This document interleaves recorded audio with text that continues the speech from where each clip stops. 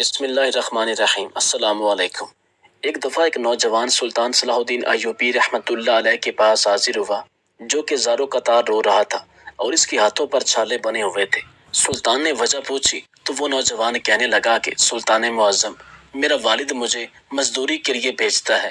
صبح سے لے کر شام تک میں مزدوری کرتا ہوں، اور جب میں شام کو سونے کی اشرفی کما کر لاتا ہوں تو میرا والد اسے دیکھتی آگ میں جھونک دیتا ہے۔ میں اللہ کے ڈر کی وجہ سے اسے کچھ کہہ بھی نہیں پاتا۔ لگاتار 3 دن اس نے میرے ساتھ ایسے ہی کیا ہے، اور اب جب مجھ سے رہا نہ گیا تو میں آپ کے دربار میں حاضر ہوا ہوں کہ مجھے انصاف دلایا جائے، کیونکہ میں اپنے والد کی اس حرکت سے بہت زیادہ پریشان ہوں، اور غصے میں آ کر میں کسی کو کوئی نقصان نہ پہنچا دوں، کیونکہ مجھ سے میرے باپ کی یہ حرکت دیکھی نہیں جاتی۔ سلطان صلاح الدین ایوبی نے فوری اپنے سپاہی بھیجے اور کہا کہ اس نوجوان کے والد کو ابھی دربار میں حاضر کیا جائے۔ سپاہی گئے اور اس نوجوان کے والد کو سلطان صلاح الدین ایوبی کے دربار میں حاضر کر دیا۔ سلطان صلاح الدین ایوبی نے ساری داستان جو اس شخص کے بیٹے نے سلطان کو بیان کی تھی، سلطان نے دوبارہ اس شخص کے سامنے رکھی اور پوچھا کہ تم اپنے بیٹے کی اتنی محنت سے کمائی گئی سونے کی اشرفیوں کو آگ میں کیوں جھونک دیتے ہو؟ سلطان صلاح الدین ایوبی نے دوبارہ اس شخص کو مخاطب کر کے کہا کہ تمہارے پہناوے سے میں یقین سے کہہ سکتا ہوں کہ تم ایک مالدار شخص ہو، لیکن اس کے پیچھے کیا ایسا راز ہے یا کیا ایسی حقیقی داستان ہے جو کہ تم اپنے بیٹے کو ایک سونے کی اشرفی کمانے کے لیے قبیلے سے اتنی دور مصر کے شہر اسکندریہ بھیج دیتے ہو، اور جب تمہارا بیٹا صبح سے لے کر شام تک محنت سے سونے کی اشرفیاں کماتا ہے اور لا کر تیرے ہاتھ پہ رکھتا ہے اور تو ان اشرفیوں کو آگ میں جھونک دیتا ہے؟ تمہارا بیٹا بھی تمہاری اس حرکت سے بہت زیادہ پریشان ہے، اور مجھے بھی تمہاری اس حرکت پر بڑی حیرانی ہے، کیونکہ تم مجھے شکل سے سلجھے ہوئے آدمی لگتے ہو۔ آخر اس کے پیچھے کیا ایسا راز ہے کہ تم حق حلال کی کمائی کو آگ میں جھونک رہے ہو؟ وہ کسی کے فائدے کے لیے بھی تو استعمال ہو سکتی ہے۔ پھر جب اس شخص نے ساری روداد سلطان صلاح الدین ایوبی رحمۃ اللہ علیہ کو بیان کی تو سلطان اپنے تمام درباری اور اس نوجوان کے سامنے اس واقعہ کو کچھ اس طرح بیان کرتے ہیں کہ جب اس کا بیٹا سونے کی اشرفی کما کر اپنے باپ کو دے دیتا ہے تو اس سے وہ اشرفی لے کر اس کا باپ آگ میں پھینک دیتا ہے۔ آخر اس کا باپ ایسا کیوں کرتا ہے؟ وہ سونے کی اشرفی کے لیے ہی تو اپنے بیٹے کو دور شہر بھیج دیتا ہے، لیکن جب اس کا بیٹا اشرفی لے کر اسے دیتا ہے تو کیوں اس کا باپ اپنے بیٹے کی محنت سے کمائی گئی سونے کی اشرفی کو آگ میں پھینک دیتا ہے؟ سلطان نے کہا کہ یہ ایک امیر اور مالدار شخص ہے، اس نے اپنی اس اکلوتی اولاد کو بڑے ناز و نخرے سے پالا ہے۔ وقت گزرتے گزرتے اس کا بیٹا جوان ہو گیا، اس کے پاس نہ تو کوئی ہنر تھا اور نہ ہی کسی کام کا تجربہ، اسے تو بس صرف ایک ہی کام آتا تھا، اور وہ تھا باپ سے چھپائے ہوئے ماں کے پیسوں سے کھیل کود اور مستیاں کرنا اور سڑکوں پر چوراہوں پر اپنا وقت گزارنا۔ ایک دن صبح کے وقت والد صاحب نے اسے آواز دے کر اپنے پاس بلایا اور کہنے لگا، بیٹا تم بڑے ہو گئے ہو اور خیر سے جوان بھی ہو، آج سے اپنی ذات پر بھروسہ کرنا سیکھ لو، اپنا پسینہ بہا کر کمائی کرو اور زندگی گزارنے کا ڈھنگ سیکھ لو۔ بیٹے کو باپ کی یہ بات کچھ ناگوار سی گزری، اس نے تقریباً احتجاج بھرے انداز میں اپنے باپ سے کہا، مجھے تو کوئی کام کرنا بھی نہیں آتا۔ والد نے کہا، کوئی بات نہیں بیٹا، اب سیکھ لو، تم آج ہی شہر روانہ ہو جانا، اور یاد رکھنا کہ جب تک سونے کی اشرفی کما نہ لو لوٹ کر واپس نہ آنا۔ وہ تو مرتا کیا نہ کرتا، وہ گھر سے جانے کے لیے دروازے کی طرف بڑھ ہی رہا تھا کہ اس کی ماں، جو یہ ساری گفتگو چھپ کر سن چکی تھی، بیٹے کے سامنے آ گئی اور اپنی مٹھی میں چھپائی ہوئی اشرفی اپنے بیٹے کو دیتے ہوئے بولی، یہ لو اور شہر چلے جاؤ، رات گئے لوٹ کر یہ اشرفی اپنے باپ کو دینا اور کہنا کہ میں شہر سے کما کر لایا ہوں۔ وہ نوجوان اشرفی لے کر خوشی خوشی گھر سے روانہ ہو گیا۔ شام گئے لوٹ کر اس نے بالکل ویسا ہی کیا جیسا اس کی ماں نے اس سے کہا تھا۔ وہ سیدھا باپ کے پاس جا کر بولا، ابا جان، یہ لے سونے کی اشرفی، میں نے پورا دن اپنی جان لڑا کر کام کیا اور بہت ہی مشکل سے میں یہ اشرفی کما کر آپ کے پاس لایا ہوں۔ باپ نے وہ اشرفی لی اور اسے کافی غور سے دیکھنے لگا، پھر آتش دان میں جلتی آگ میں جھونکتے ہوئے اپنے بیٹے سے کہا، نہیں برخوردار، یہ وہ اشرفی بالکل بھی نہیں ہے جو میں نے آپ سے مانگی تھی۔ تم کل دوبارہ کام پر چلے جانا، اور یاد رکھنا جب تک سونے کی اشرفی کما نہ لو لوٹ کر واپس نہیں آنا۔ اس کا بیٹا خاموشی سے اپنے باپ کی اس حرکت کو دیکھتا رہا، نہ کوئی احتجاج اور نہ ہی کوئی رد عمل۔ دوسرے دن شہر جانے کے لیے گھر سے نکلتے ہوئے دروازے کی اوڑ میں اپنی ماں کو ایک مرتبہ پھر منتظر پایا۔ اس کی ماں نے اس کی مٹھی میں ایک اور اشرفی رکھتے ہوئے کہا، بیٹا اس بار جلدی واپس مت آنا، شہر میں 2-3 دن گزارنا اور پھر اس کے بعد واپس لوٹنا اور پھر اپنے باپ کو یہ اشرفی دے دینا۔ اس نوجوان نے شہر جا کر اپنی ماں کے کہے پر عمل کیا۔ 3 دن بعد وہ اپنے گھر لوٹ کر سیدھا اپنے باپ کے پاس گیا اور اس کو اشرفی تھماتے ہوئے کہنے لگا، اے والد محترم، یہ لیں سونے کی اشرفی، اسے کمانے کے لیے مجھے بہت کڑی محنت کرنی پڑتی ہے۔ باپ نے وہ اشرفی لے کر اسے کافی غور سے دیکھنے لگا اور دوبارہ یہ کہتے ہوئے اس نے وہ اشرفی آگ میں پھینک دی کہ بیٹا یہ بھی وہ اشرفی نہیں ہے جو میں تم سے چاہتا ہوں۔ کل تم پھر سے کام پر چلے جانا اور اس وقت تک واپس مت آنا جب تک سونے کی اشرفی نہ کما لو۔ اس بار بھی وہ نوجوان اپنے باپ کی اس حرکت پر بغیر کوئی لفظ بولے بالکل خاموش رہا۔ تیسری مرتبہ وہ نوجوان اپنی ماں کے جاگنے سے پہلے ہی شہر کی طرف روانہ ہوا اور شہر میں 1 مہینہ گزارا، اور اس بار وہ 1 مہینے کے بعد حقیقی معنوں میں اپنی محنت اور مشقت سے کما کر سونے کی اشرفی کو نہایت حفاظت سے اپنی مٹھی میں دبائے اور مسکراتے ہوئے اپنے والد صاحب کے سامنے حاضر ہوا۔ وہ نوجوان اپنے باپ کی طرف قدم بڑھاتے ہوئے کہنے لگا، میرے والد محترم، میں اس بار قسم کھا کر کہتا ہوں کہ یہ اشرفی میرے پسینے کی کمائی ہے۔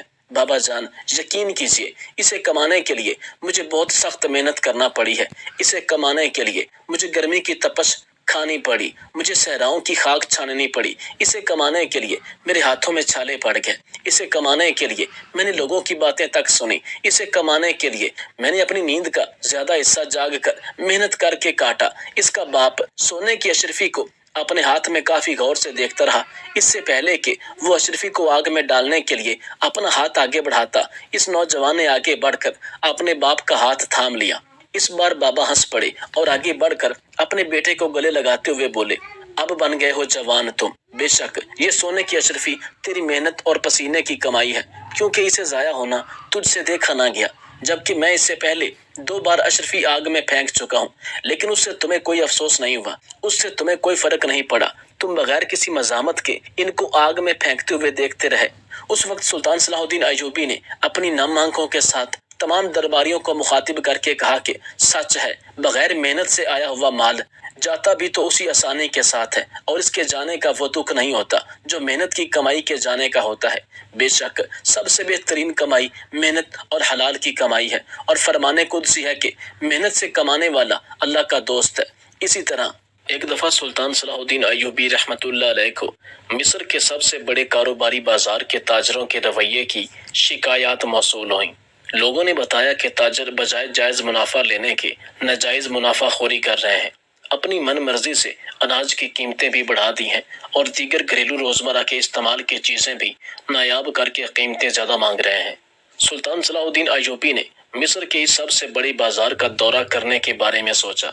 ویسے بھی سلطان ایک رحم دل بادشاہ تھے جو ہمیشہ اپنی رعایا کا خیال رکھتے تھے اور ان کی تکلیف کو اپنی ذاتی تکلیف محسوس کرتے تھے، اور اکثر اوقات اپنی رعایا کے حالات جاننے کے لیے راتوں میں بھیس بدل کر گشت کیا کرتے تھے۔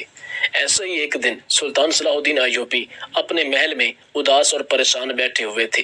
اتنے میں ان کا ایک وزیر ان کے پاس آیا۔ وزیر نے دیکھا کہ سلطان کسی گہری سوچ میں ڈوبا، اداس اور پریشان لگ رہا ہے۔ سلطان صلاح الدین ایوبی کو اس حالت میں دیکھ کر وزیر کو بھی پریشانی لاحق ہوئی۔ وزیر نے سلطان کو سلام کیا، لیکن سلطان نے کوئی جواب نہیں دیا کیونکہ وہ اپنی سوچوں میں گم تھے۔ پھر اس وزیر نے ایک بار پھر سلطان صلاح الدین ایوبی کو سلام کیا، لیکن پھر بھی کوئی جواب نہیں آیا۔ اب تو وزیر بے حد پریشان ہو گیا۔ ایک بار پھر وزیر نے سلطان صلاح الدین ایوبی کو بلند آواز سے سلام کیا اور بادشاہ سے پوچھا، سلطان معظم، آپ اس قدر پریشان اور خاموش کیوں ہیں؟ اس بار بادشاہ سلطان صلاح الدین ایوبی ہوش کی دنیا میں لوٹا اور وزیر کو مخاطب کر کے کہنے لگے کہ کبھی کبھار میری ایسی حالت ہو جاتی ہے کہ کسی سے بات تک کرنے کو بھی دل نہیں کرتا، اور آج بھی میری حالت کچھ اس طرح ہی ہے۔ اب جب آپ آ گئے ہو تو مجھے کوئی ایسی بات بتاؤ کہ میری طبیعت خوش ہو جائے۔ یہ سن کر وزیر پہلے تو خاموش ہو گیا، پھر وزیر کہنے لگا، سلطان معظم، آپ کو یاد دلانے کے لیے یہ عرض کرتا چلوں کہ آج آپ کا گشت کا دن ہے، اس سے آپ کا دل بھی بہل جائے گا، اور اگر آپ مناسب سمجھیں تو بیس بدل کر شہر میں گشت کرنے چلتے ہیں، اور اگر آپ کا گشت کرنے کا دل نہیں کر رہا تو کسی اور دن چلتے ہیں۔ سلطان گہری سانس کو ہوا کے سپرد کر کے کہنے لگے کہ نہیں، ہم آج ہی گشت پر چلیں گے۔ اس طرح پھر ان دونوں نے اپنے لباس تبدیل کیے اور وہ دونوں یعنی سلطان اور وزیر بیس بدل کر محل کے خفیہ دروازے سے باہر نکل کر شہر میں گشت لگانے کے لیے چل پڑے۔ وہ شہر کی گلی گلی میں گشت کرنے لگے۔ مصر کے اس بڑے کاروباری بازار میں جاتے ہوئے سلطان ہر چھوٹے بازار سے گزر کر وہاں کے حالات جان رہے تھے۔ آخر سلطان مصر کے اس بڑے کاروباری بازار میں پہنچے۔ وہاں تاجروں کے رویے اور ان کی اشیاء کی قیمتیں چیک کرنے لگے۔ جہاں چند تاجر اناج کو مہنگے داموں بیچ رہے تھے، سلطان ان کا نام پوچھتے گئے اور وزیر نوٹ کرتا گیا۔ یہ سلسلہ اسی طرح جاری تھا کہ راستے میں سلطان نے ایک نابینا فقیر کو دیکھا جو انہوں نے آج سے پہلے کبھی نہیں دیکھا تھا۔ سلطان اور ان کا وزیر اس فقیر کی طرف چلے گئے۔ سلطان نے ایک سونے کا سکہ اس فقیر کے ہاتھ میں تھما دیا اور پھر سلطان اور ان کا وزیر آگے بڑھنے لگے تو فقیر ان کا دامن پکڑ کر کہنے لگا کہ جس طرح آپ نے ہمدردی کرتے ہوئے مجھے ایک سونے کا سکہ دیا، بالکل اسی طرح مجھے میرے منہ پر ایک تھپڑ بھی لگا دیں۔ یہ سنتے ہی سلطان بڑے حیران ہوئے کہ فقیر کیا کہہ رہا ہے۔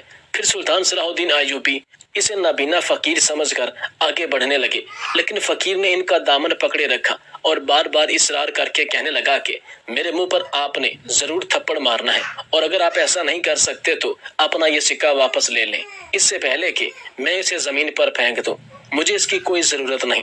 سلطان نے اس کے منہ پر ہلکا سا تھپڑ مارا اور پھر سلطان اور ان کا وزیر بازار کے حال احوال جاننے کے لیے اپنی منزل کی طرف روانہ ہو گئے۔ کچھ دور جانے کے بعد بادشاہ کے دل میں یہ خیال آیا کہ اس فقیر نے یہ جو حرکت کی ہے، ضرور اس کے پیچھے کوئی بڑا ہی راز چھپا ہے، ورنہ کون ایسے سکہ لینے کے بدلے اپنے منہ پر بھرے بازار میں تھپڑ لگواتا ہے؟ کیونکہ سلطان کے علاوہ بھی جب بھی کوئی تاجر اسے سکے دیتا تو اس کے چہرے پر تھپڑ ضرور مارتا۔ یہ سارا ماجرا دیکھ کر سلطان بہت زیادہ حیران ہو چکے تھے۔ سلطان نے اچانک اپنے وزیر سے کہا کہ وہ ضرور اس نابینا فقیر کا راز جاننا چاہتے ہیں۔ چنانچہ سلطان نے اپنے وزیر سے کہا کہ وہ اس فقیر کو جا کے بتا دے کہ اسے سکہ دینے والا اس سلطنت کا بادشاہ سلطان صلاح الدین ایوبی تھا، اور سلطان کا یہ حکم ہے کہ وہ کل دوپہر کو اس کے دربار میں حاضر ہو جائے۔ وزیر نے سلطان معظم کے حکم کی تعمیل کرتے ہوئے اس فقیر کو ڈھونڈا اور جا کے بتا دیا کہ جس شخص نے تمہیں پہلا سکہ دیا تھا وہ وقت کا بادشاہ سلطان صلاح الدین ایوبی ہے، اور اس نے تجھے کل دوپہر کو دربار میں بلایا ہے۔ نابینا فقیر نے یہ سن کر کہا کہ میں حاضر ہو جاؤں گا۔ پھر سلطان اور ان کا وزیر یہ دونوں آگے بڑھنے لگے اور شہر کی ساری گلیوں اور بازاروں میں گھوم پھر کر لوگوں کے مسائل معلوم کرنے اور تاجروں کے حوالے سے پورے شہریوں سے بات چیت بھی کی۔ سلطان اور اس کا وزیر بہت لمبا وقت مصر کے اس بازار میں گزارنے کے بعد اسی خفیہ راستے سے محل کے اندر داخل ہو گئے، لیکن وزیر غور سے دیکھ رہا تھا کہ سلطان کے چہرے پر ایک عجیب سی گھبراہٹ اور پریشانی ہے جو کہ اس نابینا فقیر کو لے کر ان کے چہرے پر واضح عیاں تھی۔ اگلے دن وہی اندھا فقیر دوپہر کو سلطان صلاح الدین ایوبی کے دربار میں حاضر ہوا۔ اس وقت چونکہ سلطان اپنی رعایا کے دیگر لوگوں کے مسائل سن رہے تھے، ان لوگوں کے مسائل حل کرنے کے بعد سلطان نے جو تاجر بازار میں چیزیں مہنگے داموں بیچ رہے تھے ان تاجروں کو بھی سزا سنا چکے تھے۔ اس کے بعد سلطان اس نابینا فقیر کی طرف متوجہ ہوئے اور اس سے اس کا نام پوچھا تو اس نے اپنا نام قیوم بن ساغر بتایا۔ پھر سلطان صلاح الدین ایوبی اس نابینا فقیر سے کہنے لگے کہ آپ نے کل وہ سکہ لینے کے بدلے مجھ سے اپنے منہ پر تھپڑ کیوں لگوایا؟ اور میں نے دیکھا کہ بازار میں جب بھی کوئی تاجر آپ کو سکہ دیتا تو وہ آپ کے چہرے پر زوردار تھپڑ مارتا۔ یہ سب کیا ماجرا ہے؟ سلطان کی یہ بات سن کر فقیر نے بڑے ادب سے جواب دیا کہ سلطان معظم، میں فلسطین سے مصر آیا ہوں اور آپ کے اسی شہر کا رہنے والا ہوں، اور یہاں کے بازاروں میں سارا دن پھرتا ہوں۔ جہاں یہ لوگ مجھے سونے کے سکے اور دینار دیتے ہیں تو بدلے میں میں تھپڑ کھاتا ہوں۔ سلطان نے کہا تم تھپڑ کیوں کھاتے ہو؟ وہی تو میں پوچھنا چاہ رہا ہوں۔ پھر اس فقیر نے سلطان کو مخاطب کر کے کہا کہ سلطان معظم، میرے باپ نے مرتے وقت میرے لیے جو دولت چھوڑی تھی وہ ساری دولت میں نے فضول خرچی میں اڑا دی اور پھر غریب ہو گیا، در در دھکے کھانے لگا۔ پھر میری بیوی نے مجھے سمجھایا اور اس طرح میں نے اس کے کہنے پر 2 اونٹ خرید لیے اور تجارت کرنے لگا۔ میرے کام میں بہت تیزی سے ترقی ہوئی اور میں بہت جلد امیر ہو گیا۔ میرے پاس 100 اونٹ آ گئے اور میں تجارت میں دن بدن ترقی کر رہا تھا۔ ایک دن ایک سوداگر کا مال میں بندرگاہ پر پہنچا کر واپس شہر آ رہا تھا۔ میں راستے میں کچھ دیر آرام کرنے کے لیے ایک جگہ بیٹھ گیا اور اونٹوں کو چرنے کے لیے چھوڑ دیا۔ کچھ دیر بعد ایک درویش میرے پاس آ کر بیٹھ گیا۔ سلام دعا کے بعد ہم ایک دوسرے سے باتیں کرنے لگے۔ ایک دوسرے سے واقفیت ہونے کے بعد ہم نے ایک ساتھ کھانا کھایا۔ پھر وہ درویش مجھ سے کہنے لگا، مجھے تم شکل اور عمل سے اچھے انسان معلوم ہوتے ہو، اس لیے میں تجھے بتا رہا ہوں کہ اس جگہ کے قریب پہاڑی میں اتنا بڑا خزانہ چھپا ہے کہ اگر تم انہیں اپنے سارے اونٹوں پر بھی لاد دو پھر بھی اس خزانے میں کوئی کمی نہیں آئے گی۔ یہ سن کر میں لالچ میں آ گیا اور میں نے اس سے کہا کہ مجھے بھی یہ خزانہ دکھائیے۔ پھر درویش نے کہا کہ میں تمہارے آدھے اونٹوں کے بدلے تمہیں وہ خزانہ دکھاؤں گا۔ پھر میں نے سوچا کہ اگر میں اپنے 100 اونٹوں میں سے 40-50 اونٹ درویش کو دے بھی دوں تو 50 اونٹ بھی میرے پاس بچ جائیں گے، وہ بھی خزانے سے بھرے۔ یہ 50 اونٹ میری کئی پشتوں کے لیے کافی ہیں، اور اگر 50 اونٹوں کے بدلے مجھے اتنا بڑا خزانہ مل رہا ہے تو یہ سودا بالکل بھی برا نہیں ہے۔ چنانچہ یہ سوچ کر میں نے درویش کی شرط مان لی۔ پھر درویش نے مجھ سے کہا کہ آپ اونٹ لے کر میرے پیچھے پیچھے آتے جائیں۔ تھوڑا دور جانے کے بعد ایک پہاڑی درہ نظر آیا۔ یہ درہ بہت تنگ تھا، لہٰذا میں نے اونٹوں کو ایک لائن میں کر کے اس درویش کے پیچھے چلنے لگا۔ کچھ دور جانے کے بعد درویش رک کر کہنے لگا کہ اب ہم خزانے تک پہنچ گئے ہیں، یہاں اونٹوں کو بٹھا دو۔ میں نے اونٹوں کو وہاں بٹھا دیا، پھر اس کے ساتھ آگے چل پڑا۔ چند قدم آگے چل کر اس درویش نے لکڑیاں جمع کر کے آگ جلائی اور کچھ خوشبودار صفوف اس آگ پر چھڑک کر کچھ پڑھنے لگا جسے میں نہیں سمجھ سکا۔ کچھ لمحوں بعد زمین اچانک لرزنے لگی اور ایک جگہ سے زمین پھٹ گئی۔ اسی پھٹی ہوئی جگہ پر ایک عالی شان دروازہ نظر آیا۔ درویش مجھے اشارہ کر کے کہنے لگا کہ آ جاؤ، اور پھر اس طرح ہم دونوں اس دروازے کے اندر داخل ہو گئے۔ اس دروازے کے اندر جا کر میری آنکھیں تو حیرت سے کھلی کی کھلی رہ گئیں۔ چاروں طرف ہیرے جواہرات کے ڈھیر لگے ہوئے تھے۔ اس کے دیکھتے ہی میں اس کو لالچیوں کی طرح اس پر چمٹا اور یہ ہیرے جواہرات اپنے اونٹوں پر لادنا شروع کر دیا۔ سارے اونٹ جب بھر گئے اور ہم جب واپس چلنے لگے تو ان درویش نے ایک صندوق سے چاندی کی ایک ڈبیا نکالی اور اپنے جیب میں رکھ دی۔ پھر اس کے بعد اس نے پھر کچھ پڑھنا شروع کیا جسے میں نہیں سمجھ سکا۔ دروازے سے نکلتے ہی زمین لرزنے لگی اور خزانے کا دروازہ خود بخود بند ہو گیا۔ اسی درے میں ہم پھر پہنچ گئے جہاں سے ہم گزر کر آئے تھے۔ درے سے نکل کر درویش اپنے 50 اونٹوں کو لے کر ایک طرف کو چلنے لگا اور میں اپنے باقی 50 اونٹ لے کر بغداد کی طرف چل پڑا۔ بادشاہ سلامت۔ چند قدم آگے چل کر لالچ نے مجھے گھیر لیا اور میں سوچنے لگا کہ میں نے خواہ مخواہ اسے 50 اونٹ دے دیے۔ وہ تو ایک درویش ہے، دولت کی آخر اسے کیا ضرورت ہوگی؟ لہٰذا میں واپس آ کر اس درویش سے کہنے لگا کہ آپ کو اتنے خزانے سے بھرے اونٹوں کی کیا ضرورت ہے؟ آپ ایسا کریں کہ صرف 25 اونٹ رکھ لیں، باقی مجھے دے دیں۔ اس سے بات کر کے 25 اونٹ اس سے واپس لے لیے۔ اب میرے پاس 75 اونٹ تھے۔ پھر میں آگے چلنے لگا، لیکن تھوڑا دور جا کر مجھے پھر میرے اندرونی لالچ نے گھیر لیا۔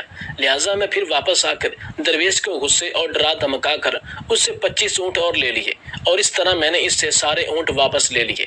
پھر درویش خالی ہاتھ اپنی راہ پر چلا۔ اس کے بعد پھر مجھے یاد آیا کہ اس کی جیب میں تو چاندی کی ایک ڈبیا تھی، اس میں ضرور کوئی خزانہ چھپا ہے۔ لہٰذا میں پھر واپس آ کر اسے جلال کے لہجے میں دھمکا کر اس سے وہ چاندی کی ڈبیا لینے کی کوشش کی۔ پہلے تو اس درویش نے انکار کیا کہ تم نے سب کچھ تو مجھ سے لے لیا ہے، یہ ڈبیا کم از کم میرے پاس رہنے دو۔ میں نے تو تجھے نیک اور ایماندار شخص سمجھا تھا، لیکن تم تو دھوکے باز اور چالاک شخص نکلے۔ لہٰذا یہ ڈبیا میرے پاس رہنے دو۔ اس کی یہ بات سنتے ہی پھر تو میرا یقین اور بھی پختہ ہو گیا کہ ضرور اس ڈبیا میں کوئی بڑا خزانہ چھپا ہے۔ بس میں نے اس سے وہ ڈبیا چھین لی۔ میں نے جب اسے کھولا تو اندر سے ایسی عجیب راکھ نکلی کہ جس کی تاب میری آنکھیں نہ لا سکی اور میں اندھا ہو گیا۔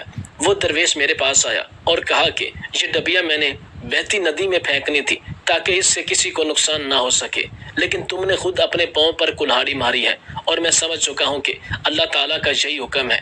تو جیسے دھوکے باز اور چالاک انسان کے ساتھ ایسا ہی ہونا چاہیے، کیونکہ تجھے اللہ تعالیٰ نے میرا وسیلہ بنا کر اتنا بڑا خزانہ دیا، تو اس پر بھی راضی نہ ہوا اور لالچ میں اندھا ہو کر ایک چھوٹی سی ڈبیا بھی میرے پاس برداشت نہ کر سکا، جس کی سزا اللہ تعالیٰ نے تجھے ساری زندگی کے لیے اندھا کر کے دی ہے۔ میں بہت چیخا، بہت پچھتایا۔ میں تو چونکہ لالچ میں اندھا ہو گیا تھا، بس میں نے اس کی بات کا یقین نہیں کیا۔ میرے ہر طرف اندھیرا ہی اندھیرا چھا گیا، مجھے کچھ دکھائی نہیں دے رہا تھا۔ میں زور زور سے چیخنے لگا کہ مجھ سے میرا سب کچھ لے لے، پر مجھے میری بینائی واپس کر دے۔ لیکن اب مجھے میرے لالچ کی سزا مل چکی تھی۔ وہ درویش میرے سارے اونٹ اور وہ چاندی کی ڈبیا لے کر وہاں سے چل پڑا اور میں ٹھوکریں کھاتے ہوئے شہر میں آ گیا، اور بس اسی دن سے لے کر آج تک میں بھیک مانگ مانگ کر اپنی زندگی گزار رہا ہوں۔